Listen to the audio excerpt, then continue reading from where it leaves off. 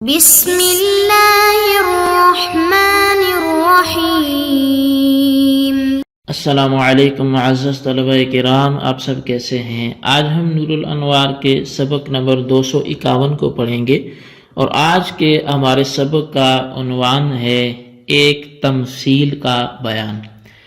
آج کے ہمارے سبق کی عبارت والمصنف اورد فی ذالک تمثیلا تشبیہا سے شروع ہوتی ہے۔ آج کے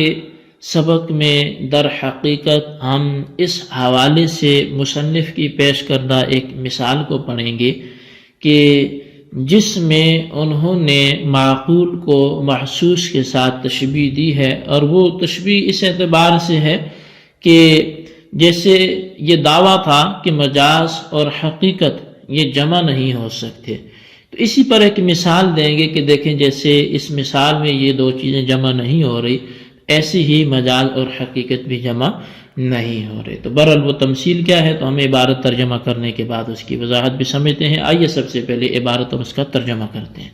مصنف علیہ رحمہ لکھتے ہیں والمصنف اورد فی ذالک تمثیلا تشبیہا للمعقول بالمحسوس۔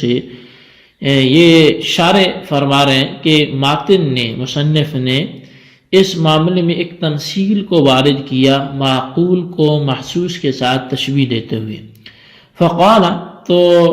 مصنف نے فرمایا ماتن نے، کما استحال ان یکون الثوب الواحد علی اللابس ملکا وعاریتا فی زمان واحد،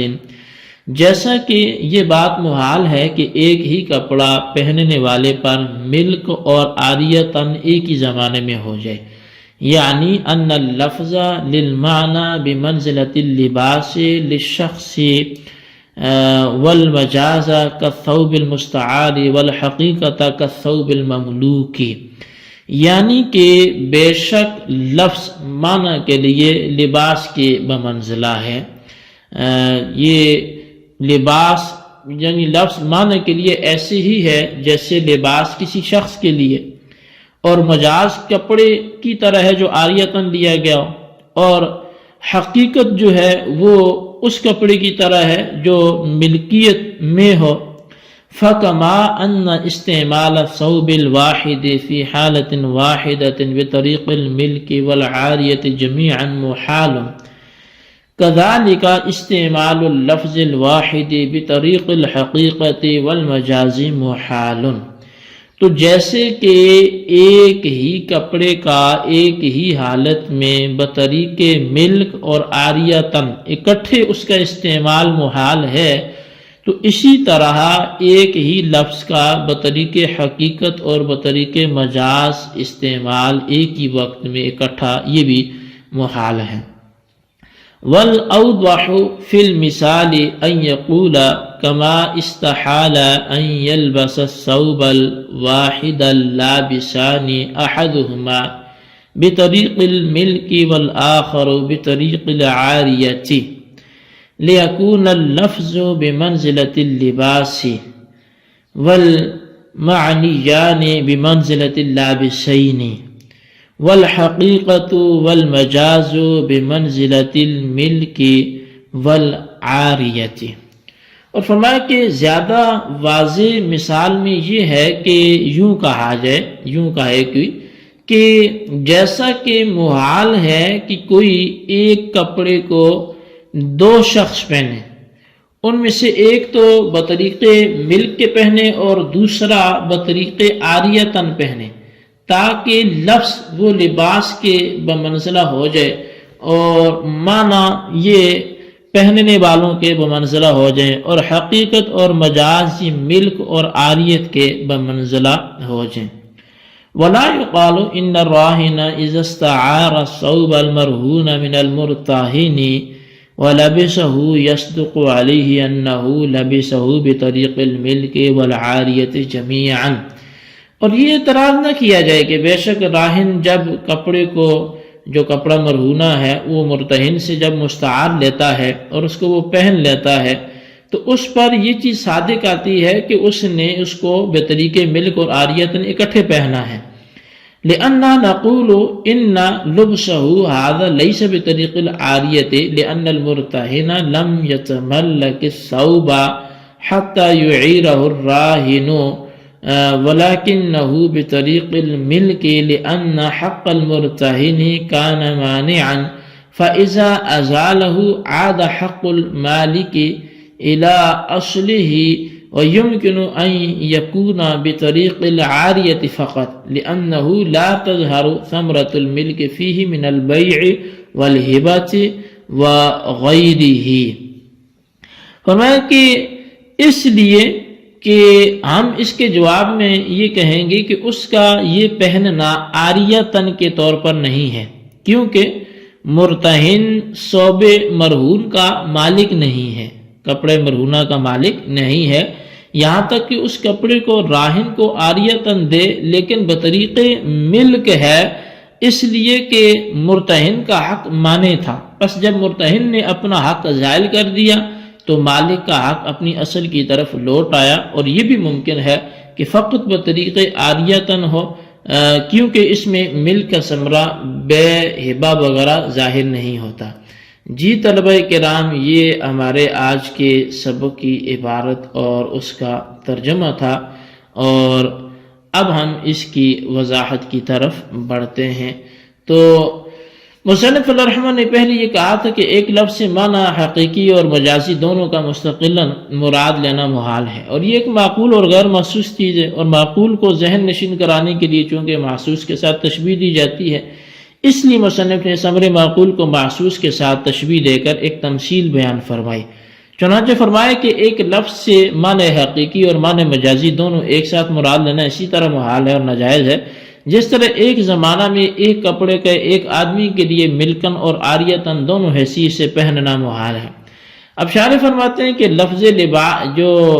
لفظ ہے وہ لباس کے درجے میں، اور معنی یہ آدمی جو پہننے والا ہے اس کے درجے میں، اور مجاز جو ہے یہ ثوب مستعار ہے، یعنی جو عاریتن کپڑے لیے گئے ہیں یہ اس درجے میں ہیں. تو برحال فرماتے ہیں کہ ماتن کی ذکر کردہ جو مثال ہے یہ زیادہ واضح نہیں ہے، کیونکہ لفظ لباس کے مرتبہ میں اور معنی جو ہے وہ لابس کے مرتبہ میں، اور معنی دو ہیں، ایک حقیقی ہے ایک مجازی ہے، اور جب معنی دو ہیں تو لابس دو ہونے چاہیے. اور مطلب یہ ہوا کہ جس طرح ایک وقت میں ایک کپڑے کو دو لابسوں کا پہننا، ایک کا عاریتن اور ایک کا ملکن محال ہے، اسی طرح لفظ واحد کا بطریق حقیقت اور بطریق مجاز استعمال کرنا بھی محال ہے. تو یہ ایک تمثیل تھی جو بیان کی گئی. تو شارح کے بیان کے مطابق اوضح مثال یہ ہے کہ مصنف یوں کہتے کہ جس طرح ثوب واحد کو دو لابسوں کا ایک کا بطریق ملک اور ایک کا بطریق عاریتن پہننا محال ہے، اسی طرح لفظ واحد کا بطریق حقیقت اور بطریق مجاز استعمال کرنا بھی محال ہے، تاکہ لفظ لباس کے مرتبہ میں ہو جاتا اور دو معنی یعنی حقیقی اور مجازی دو لابسوں کے مرتبہ میں ہو جاتے، اور حقیقت اور مجاز ملک اور عاریتن کے مرتبے میں ہو جاتے. یعنی معنی حقیقی لفظ کے لباس کو بطریق ملک پہننے والا ہوتا اور معنی مجازی لفظ کے لباس کو بطریق عاریتن پہننے والا ہوتا. اور وَلَا يُقَالُ إِنَّ الرَّاهِنَ سے ایک اعتراض کا جواب دیا جا رہا ہے، اور وہ اعتراض یہ ہے کہ آپ کا یہ کہنا کہ ایک شخص ایک کپڑے کو ایک وقت میں ملک اور عاریتن کے طور پر نہیں پہن سکتا، یہ غلط ہے. کیونکہ اگر راہن نے اپنا ثوب مرہون مرتہن سے عاریتن لے کر پہن لیا تو اس پر یہ بات صادق آئے گی کہ راہن نے اس کپڑے کو بطریق ملک اور بطریق عاریتن دونوں طرح زیب تن کیا ہے. بطریق ملک تو اس لیے پہنا ہے کہ شے مرہون راہن ہی کی مملوک ہوتی ہے، مرتہن کی مملوک نہیں ہوتی، پس راہن کا بطریق ملک پہننا ثابت ہو گیا. اور بطریق عاریتن اس لیے پہنا ہے کہ راہن شے مرہون میں تصرف کا مجاز نہیں ہوتا، لیکن مستعار لے کر تصرف کی اجازت ہوتی ہے. پس یہاں بھی چونکہ راہن نے مستعار لے کر ثوب مرہون کو پہنا ہے، اس لیے عاریتن پہننا بھی ثابت ہو گیا. اور جب ثوب واحد کو ملکن اور عاریتن ایک ساتھ دونوں طرح پہننا ممکن ہے تو لفظ واحد سے معنی حقیقی اور معنی مجازی دونوں طرح پہننا ممکن ہے. تو لفظ واحد سے معنی حقیقی اور معنی مجازی دونوں کا ایک ساتھ مراد لینا اور لفظ کو بطریق حقیقت اور مجاز استعمال کرنا بھی ممکن اور درست ہوگا. تو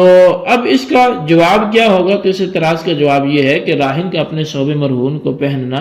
یہ بطریق عاریتن پہننا نہیں ہے بلکہ بطریق ملک پہننا ہے.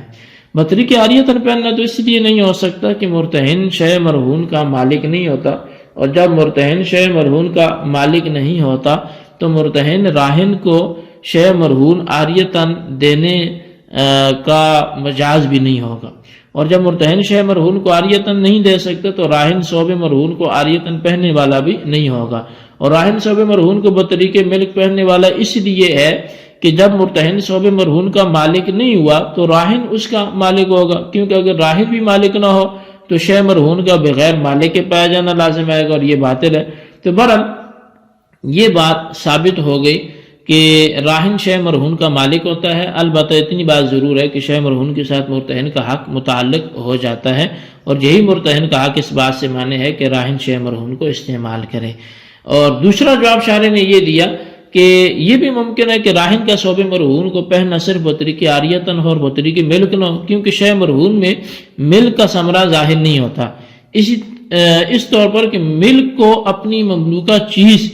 کہ بیچنے، ہبہ کرنے، صدقہ کرنے کا پورا اختیار ہوتا ہے، لیکن شے مرہون کے ساتھ چونکہ مرتہن کا حق متعلق ہوتا ہے، اس لیے راہن کو اپنی مرہونہ شے کے متعلق بیچنے، ہبہ کرنے اور صدقہ کرنے کا اختیار بھی نہیں ہوتا۔ جی طلبہ کرام، یہ ہمارے آج کے سبق کی عبارت ترجمہ اور اس کی وضاحت تھی، اس کو اچھی طرح سمجھے اور اس تمثیل کو واضح کرنے کی کوشش کریں۔ اللہ تبارک و تعالیٰ سے جو کچھ ہم نے پڑھا سنوں سے یاد رکھنے کی توفیق نصیب فرمائے، آمین بجاہ النبی الامین صلی اللہ علیہ وسلم۔